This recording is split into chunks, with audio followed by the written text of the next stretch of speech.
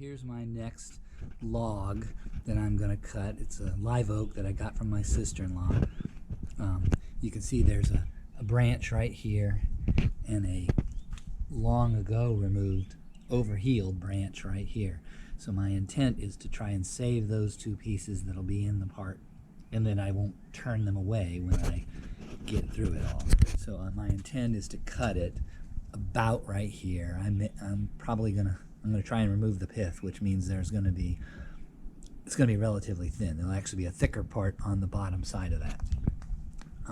But my goal is to keep this removed branch, and I don't know what it's going to look like inside. It's healed over entirely, so it could be a big rotten spot down in there and it'll all disappear, but we'll see. And then this branch was cut and it's got blob around it, but not too much. So here's my log after I split it.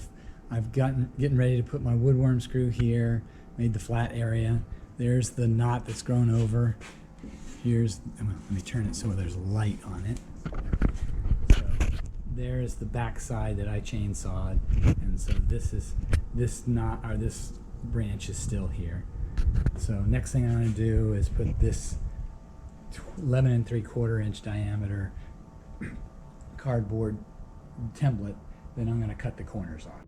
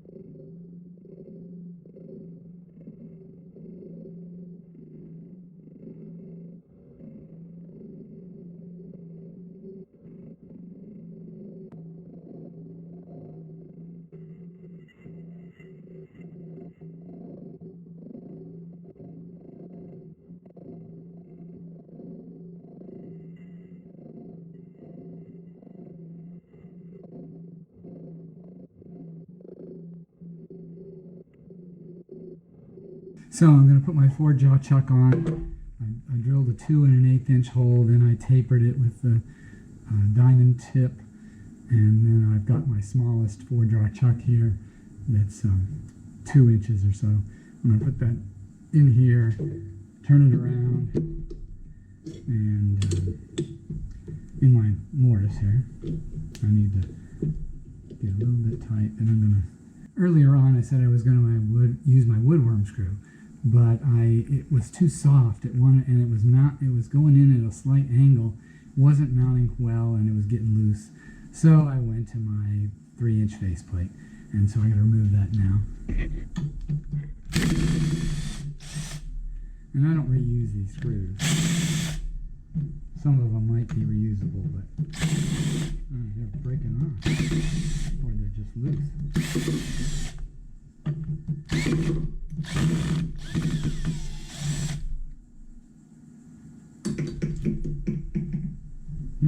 Oh, that's not good. That means these screws are crappy. Got 2 broken off. That means I'm going to have to be careful about how I turn this. 2 of them broke off. Okay, you can see I've drilled in these 2 locations where the screws broke off. I haven't quite finished, but I'm drilling around them, and then I'll pull them out. Here, tap it sideways into the void so that it'll break off. And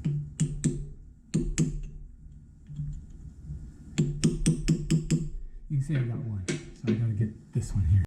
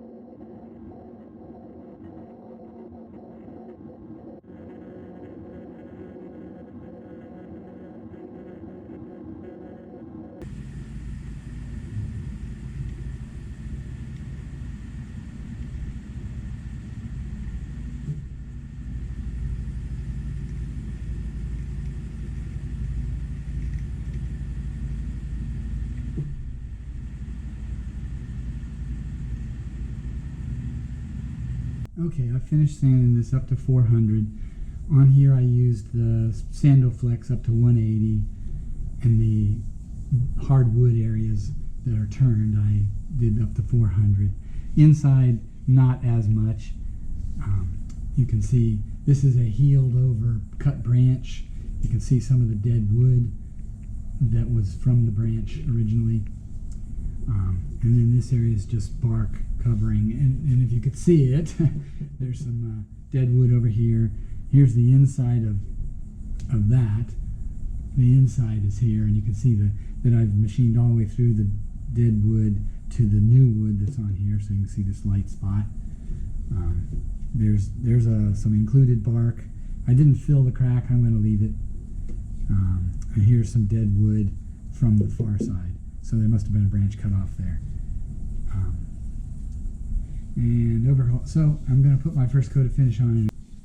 Here's my first coat of finish. I just started. I got started going before I turned on the camera. So you'll see some areas already covered with finish. A brush would probably have been a better choice.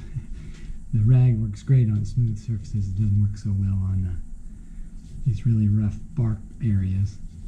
And basically having to wring it out of the little rag or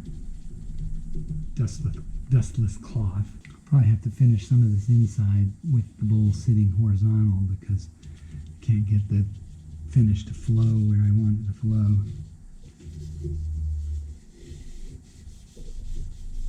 This is 50% thinned glossy polyurethane, 50% thinned with mineral spirits.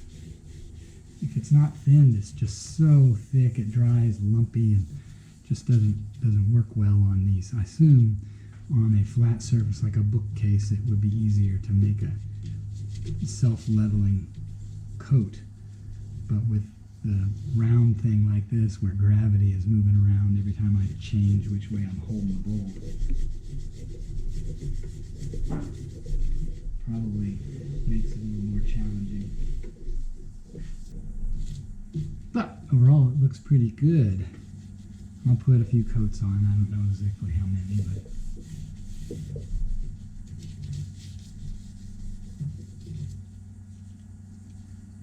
it's starting to get tacky here. I gotta put some more finish on.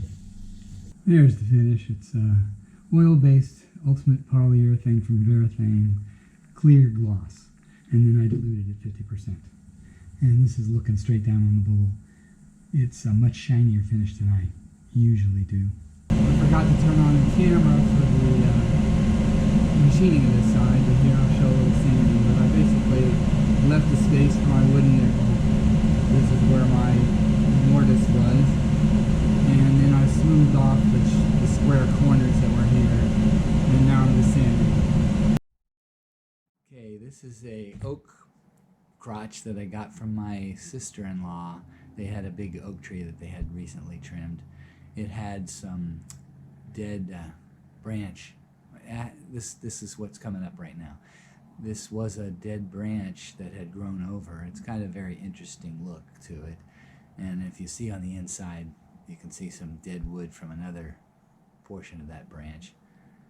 But once it turns around, you can see the dead wood on the inside and the live wood where I've machined up to the part that had overgrown. Overall, it turned out very well. It's like 10.5 wide and 4.5 inches tall, and I finished it with polyurethane. And let me turn it over. So there's the bottom. Again, it's got my wooden nickel, and it's mostly fresh green, nice wood. It was very green when I first started on it. It turned out pretty reasonable here.